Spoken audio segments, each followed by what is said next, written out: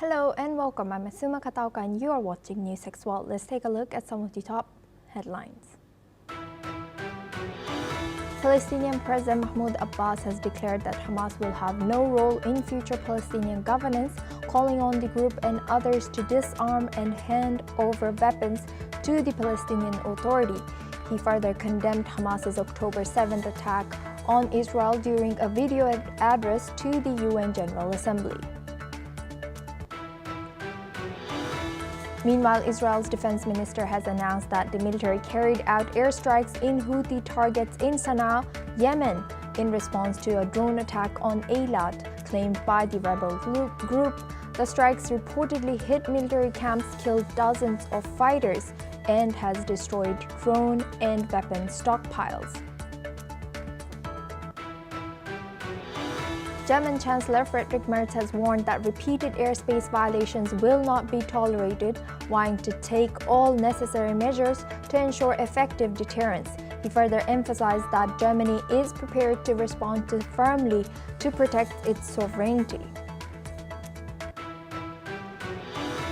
NATO's incoming Secretary General Mark Rutte has said that the alliance is working closely with Denmark to protect critical infrastructure amid rising concerns over drone threats. He further confirmed speaking with Danish Prime Minister Mette Frederiksen, stressing that the situation is being taken very seriously. Taiwan is searching for 33 missing people after Super Typhoon Ragasa has caused a barrier lake to overflow, leaving 14 people dead and sweeping away a bridge. Many victims were too elderly to evacuate in time, raising questions over Taiwan's evacuation procedures as the government now studies ways to prevent similar disasters. Sweden and Poland have held Operation Gotland Sentry, simulating rapid defense of the strategic island of Gotland just 300 kilometers from Russia to secure Baltic Sea supply routes and deter potential attacks, while military chiefs stressed the island's crucial role in NATO defense plans and regional security. Former French President Nicolas Sarkozy was found guilty of criminal conspiracy and has been sentenced to 5 years in prison charges in his Libya trial over alleged illegal campaign financing from Muammar Gaddafi. Prosecutors had sought a 7-year sentence, but the Paris court acquitted him on other counts, while Sarkozy insists this case is politically motivated. Ukrainian President Volodymyr Zelensky has said that he is ready to step down after the war with Russia. Declaring his priority is to finish the war, President further emphasized that his focus is ending the conflict, not seeking another term in office.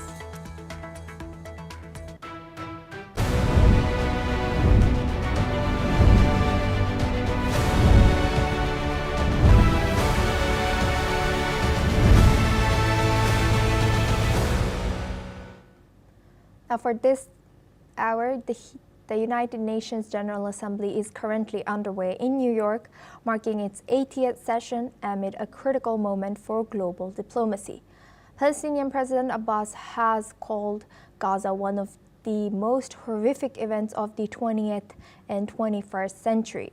He further urged all countries to recognize the Palestinian state, and he further rejected Hamas's role in Palestinian governance moving forward. He has also condemned antisemitism, including the October 7th, 2023 attack. Meanwhile, Israel's defense minister announced army strikes on Houthi targets in Yemen's rebel-held capital.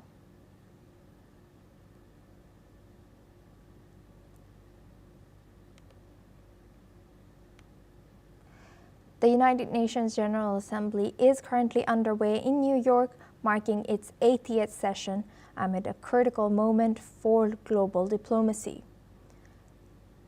Palestinian President Abbas has called Gaza one of the most horrific events of the 20th and 21st century.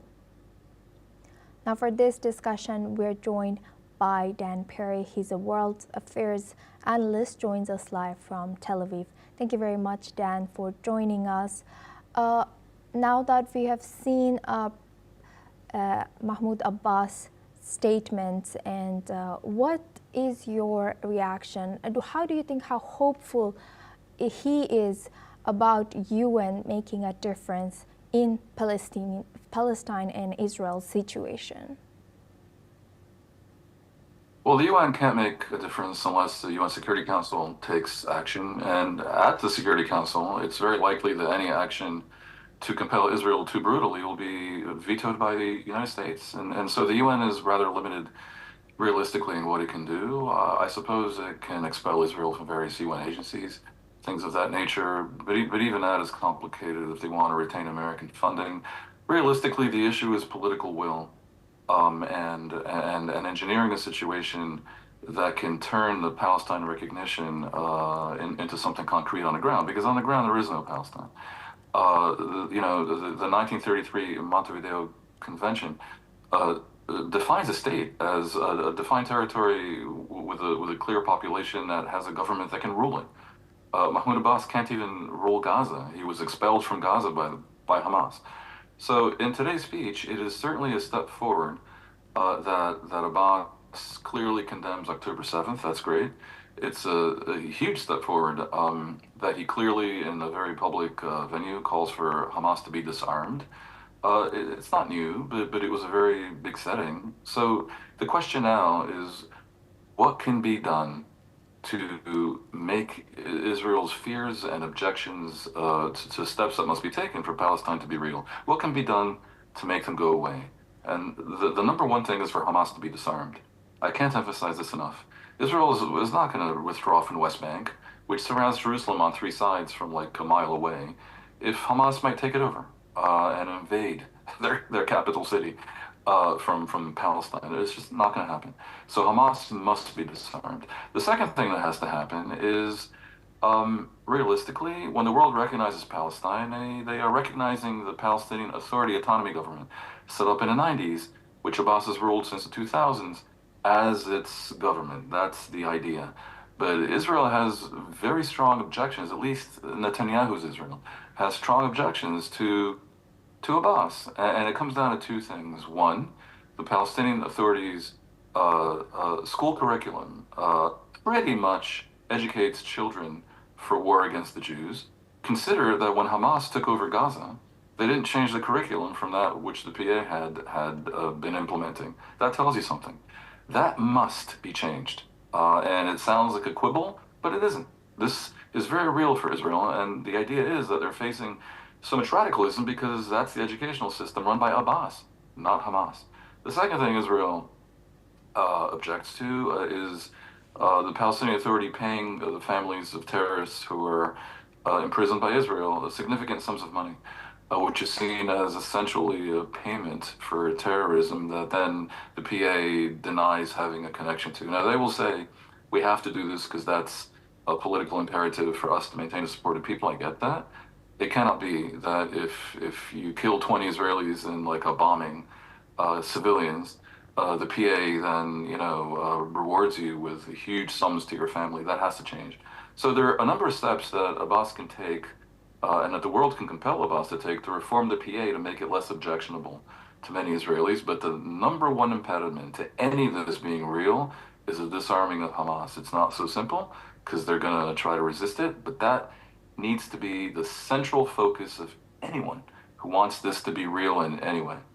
And Dan, you've already laid out some improvements that can be done in this situation, but what lessons can be drawn from the failure of the Oslo Accords? What do you think, and what new strategies should be or might be proposed to ensure that both countries adhere to agreements, both states? Well, the Oslo Accords was undone by both Israeli right-wingers who wanted to destroy the process, and by Palestinian rejectionist jihadists who wanted to destroy the process. So basically, Israel should have been prevented from doing any more settlement in the West Bank. That really drove Palestinian anger, and Palestinians should never have been permitted to allow armed groups to exist within their midst and somehow pretend that's normal. And this latter point, I think, is finally starting to be understood by the Middle East at large. And it's not just about Palestine. I mean, for years, Lebanon was basically held hostage by Hezbollah. This is craziness. Imagine if, like in India, you have the Modi government, but you also have some crazy militia that can force the Modi government to do all kinds of stuff. That's what you had in Palestine, in Lebanon, and also to a degree in Iraq, and obviously in Yemen. And they're trying, Iran, their patron, has been trying to infiltrate other countries as well. That allowing Hamas and Islamic Jihad to exist was a catastrophe. And that's lesson number one, the monopoly of armed force. And again, tolerating Israeli settlement was very bad as well. Another lesson I would say can be learned is that the Oslo process was very slow. And it was very slow because of the argument that said we have to, establish trust and, do confidence building measures and not take risks. And that makes sense, except the very slowness of it gave the opponents of the process on both sides time to organize and try to do the opposite of confidence building, to try to destroy confidence.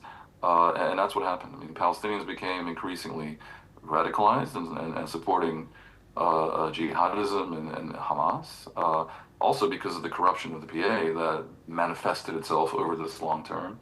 And in this vicious cycle, all this negativity fed Israeli right-wing support, which caused the election of governments that, in ways that are deniable, undeniable, subterranean, sometimes overt, did everything they could to subvert the process. So I would say, tolerate no more nonsense and strike while the iron is hot, make it quick. Right. With that in mind, I would like to also welcome our other guest, Ali Emma Bushbuck. Thank you, Ali, for joining us. We were just discussing about the statements made by the head of Palestine. And Ali, is there anyone else who can take over Palestine other than Hamas, other than Israel, if someone were to take and be ahead? Thank you so much for having me. The thing is, Israel doesn't want to enhance the Palestinian body to ruling the Palestinians authority and to ruling the Palestinians people. The thing is, in West Bank, the most mediating bodies for Palestinian authority, Israel trying to weakening this body and doesn't enhancing, and instead of strengthening this ruling and this government, it's weakening it, and instead also Hamas in Gaza. So the thing is, this is the question should be directing to the Israel. If you don't want Palestinian authority, if you don't want Hamas to ruling the Palestinian, then who will rule the Palestinian? Israel. We seem to be having some network issues with Ali, so we will go back to Dan. Dan, thank you for staying with us. Dan, I would like to ask the same question to you. Is there anyone else who can govern Palestine if it were to happen? That's a great, and you can look at it, you can break it down. Hamas cannot. Hamas should have been illegitimate always. Hamas has spent all of its legitimacy capital on October 7th. They have proven themselves to be a disaster for the Palestinian people in particular. They've massacred Israelis, but they brought a cataclysm upon the Palestinians. Nothing good will come from Hamas. Hamas must be crushed and eliminated. The PA is a viable option. That is the option.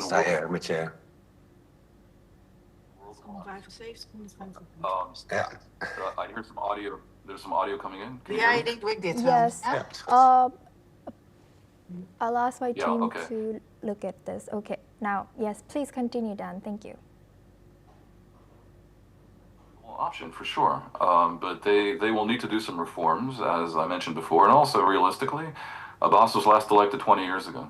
Now, they will probably need to achieve renewed democratic legitimacy. It's tricky, because no one wants to take the risk that an election will somehow bring back jihadists. So maybe there's an aspect there that's undemocratic. I think a future Palestinian election will have to ban parties that want to continue war against Israel and that basically are affiliated with Hamas and Islamic Jihad point of view. Alternatives to those two are few and far between. Israel fantasizes, not Israel, Netanyahu's Israel, which I have to emphasize is unstrategic and somewhat clueless. But Netanyahu's Israel fantasizes about local chieftains, tribes, clan heads ruling the different Palestinian enclaves. I don't think that's going to work, and that's going to be ruled by little mafias. So I rule that out. The PA is better. An alternative that has been discussed is for Gaza to be for a time a protectorate run by Arab countries, maybe neighboring Egypt, maybe with help from the UAE and Saudi Arabia, some sort of consortium of Arab countries ruling Gaza for a time as a transition to a Palestinian government, which again would have to be the PA. And of course, there's the final option, which I don't know if to laugh or to cry. The Donald Trump idea that the PA is owned and operated by the United States, which builds a wonderful Riviera, while the Palestinians all find different places to live. Right. This is something he actually floated in February, and no one knows what to make of it. And all I can say is these kinds of ideas remind me of the saying that history repeats itself first as tragedy and then as farce. Right, indeed. And now, Ali, I would like to come back to you. Do you agree with the three options and a few options that were laid down by our other guest, Dan? What do you think? Who could rule if it were to happen on Palestinian state? Could you repeat the question, please? Yes, Ali. I was asking that who do you think can rule on Palestine successfully and peacefully? Also, the things, this is who decided the Palestinian. Why we, I don't know. We have a self-determination. Why we shouldn't ask who could rule them, who could govern them. So the thing is, for Palestinian is not for Israel. Israel is as an occupation body. Israel is an occupation country, is not respecting the peace, the agreement between Palestinian Authority and the Israel Oslo agreement in 1993. So the thing is, Israel doesn't enhance anybody of Palestinian. As I mentioned, Palestinian Authority, they are condemning the violence, condemning the violence, revolution or resistance against Israel. They are believing in the peaceful resistance. So the thing is, Israel doesn't want. So I don't know who could rule the Palestine. They are accusing that Palestinian Authority is corrupted. There is no doubt about Mahmoud Abbas and his friends. They are corruption people, and there is a several of lambasting for these kind of people. So the thing is also, this is the wellness for the Palestinian as a democratic. So this is what we need. And I guess the only people,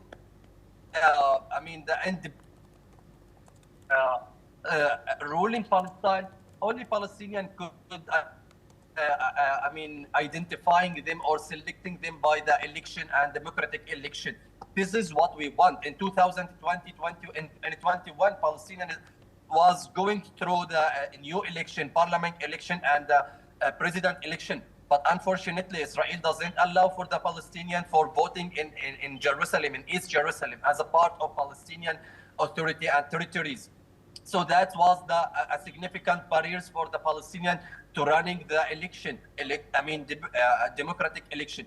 So who's starting the process of election and who's starting the process of exchange the government and the ruler in Palestine is only Israel, creating a several of barriers and hurdles for the Palestinian for their their right to select who should be ruled them.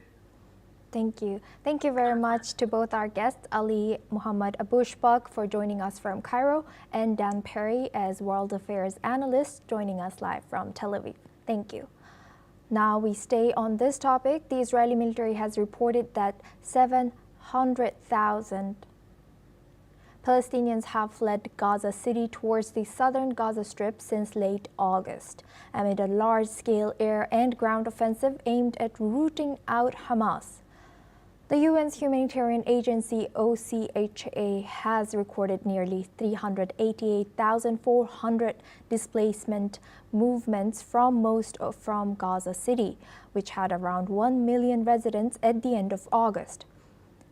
On Thursday, Gaza's civil defense operating from under Hamas has reported that 22 deaths across the territory from Israeli strikes were reported, including an airstrike on a home sheltering displaced people in central Gaza that has killed 11 people. Meanwhile, residents of al-Zawaida camp described devastation and pleaded for the war to end, calling the situation an extermination since the war began after Hamas's October 7, 2023 attack on Israel. UN estimates that over 65,500 Palestinians have been killed, mostly civilians. Now we move on to our next news. Slovenia has imposed a travel ban on Israel's Prime Minister Benjamin Netanyahu, becoming the first EU country to take such action. This follows a July decision that came earlier this year to bar two far-right Israeli ministers, Itamar Ben-Gvir and Bezalel Smotrich, over alleged human rights violations against Palestinians. Slovenia, which officially recognized the Palestinian state last year, had already imposed an arms embargo and banned imports from Israeli-held territories in August. The Slovenian government had earlier accused the far-right Israeli ministers of inciting extreme violence, advocating illegal West Bank settlements, and supporting forced evictions of Palestinians. Both ministers, Ben-Gvir and Smotrich, are critical coalition partners for Benjamin Netanyahu, who relies on their support to maintain his government. Meanwhile, Israel has not responded to Slovenia's actions and continues to expand its ground offensive in Gaza Strip. Now we move on to our next news. A Russian attack on critical infrastructure in Ukraine's Chernihiv region has left 30,000 people without power. Local officials say the strike targeted key energy facilities, disrupting electricity supplies across the area. Meanwhile, NATO Chief Mark Rutte has called recent drone flights over Denmark's airports a serious threat. On a post on X, he has said that he spoke with Denmark's Prime Minister and that NATO is working closely with Copenhagen to protect critical infrastructure. German Chancellor Merz has further also responded to repeated airspace violations, warning that Germany will not tolerate such attacks and will take all necessary measures to ensure effective deterrence. Officials in Ukraine continue working to restore power in Chernihiv amid fears of more strikes on civilian infrastructure. Now, for this discussion, we are joined by Sander van Hoorn. He's a former EU correspondent, joins us live from Berlin. Thank you very much, Sander, for joining us. Welcome to NewsX World. Now, how are these drone incidents very recent, as well as cyber attacks, particularly with the timing and proximity to these busy shipping routes and airports and busy airports in Nordic, can it be interpreted as part of a broader strategy of hybrid warfare aimed at destabilizing European countries? Well, right now it depends who you ask, because the Danish police officially has not linked the most recent incidents to Russia. They say it's professional, they say it's an attack, but they cannot prove an involvement of Russia. So that's still part of the investigation. Others, however, do exactly like you did. They point to the a string of incidents and say there can only be one actor behind this. However, whoever is behind the most recent attacks in Denmark, it proves that most European countries are ill-equipped to detect and defend against drones, and that's something that is a big debate right now anyway, regardless of who is behind it. And Sander, given the ongoing investigation and also rejection by Russia taking responsibility of these actions, what are the likely steps that European authorities and NATO authorities, agencies will take to address these drone incursions? And you said that they are ill-equipped, so what do you think that they will need to do to prevent future occurrences? Well, those are a couple of questions in one go. Let me start by answering the last one. Well, there are systems, space-based but also land-based, that are better equipped to detect drones than regular radar, because radar tends to not look at low-flying objects, and you can make a drone fly very low. Speculation now regarding Denmark is that they may have been launched from a ship, for example, off the coast of Denmark and then fly low over the water towards, in this case, airports. But those systems are not like everywhere. I know Schiphol Airport in the Netherlands, for example, has a system that is traditionally used to detect birds, but it also can be used to detect drones. But those systems are not like widely used, so there will be talk about that. There will be talk about eventually, when you track them, shooting down drones, regardless of who sent them. But then the way it has been done now, or at least how they have been scared off, for example, over Poland, is by using F-35 fighter aircraft. And that is a very expensive way. Now, for example, in Ukraine, they use drones to attack drones. Those are systems that are not in place inside of Europe. So there will be talk about that. For example, tomorrow, when the EU Council is meeting on exactly this subject, and the European Commission President, Ursula von der Leyen, has said that she wants a wall against drones in the eastern part of the European Union. She did not specify what that wall might look like or what is needed to build it, but that are subjects that are going to be discussed in the coming weeks inside of the European Union. Right. With that, I would like to thank our guest, Sander van Hoorn, for joining us and sharing his insight as a former EU correspondent. Thank you. Now we stay in Europe. People in Copenhagen are expressing growing concerns after drones of unknown origin entered Danish airspace for a second time this week, flying over both civilian and military airports. The repeated incursions have raised alarm in Denmark, though not everyone is surprised. While authorities continue to investigate the incidents, the mood in the Danish capital reflects a mix of unease and quiet resolve. As regional tensions remain high, let's listen into what a few residents have said. Jeg føler mig temmelig usikker. Nu er jeg så gammel som jeg er, levet i et land, hvor der har været fred siden 1945. Så jeg er ikke rigtig vant til at skulle tænke krig. Jeg ved godt, der har været meget tale om forsvar alt. Men det gør mig usikker på, om ikke der er for meget snak om det forsvar. Jeg kan ikke lide, at Danmark bliver inddraget i så alvorlige krigstrusler, som jeg føler det er. Jeg er ikke bange for mig selv, jeg er bange for mine børnebørn. And I also think it shows that we, as a Danish, like the Danish people, and we're not prepared for it. I think the handlement of it was quite poor, and I think a lot of people didn't know what to do or what to think. So yeah, I think we should make some changes in the Danish defense on what to do in such situations. Jeg føler mig temmelig usikker. Nu er jeg så gammel som jeg er, levet i et land, hvor der har været fred siden 1945. Så jeg er ikke rigtig vant til at skulle tænke krig. Jeg ved godt, der har været meget tale om forsvar alt. Men det gør mig usikker på, om ikke der er for meget snak om det forsvar. Jeg kan ikke lide, at Danmark bliver inddraget i så alvorlige krigstrusler, som jeg føler det er. Jeg er ikke bange for mig selv, jeg er bange for mine børnebørn. Well, this is all we have time for. We will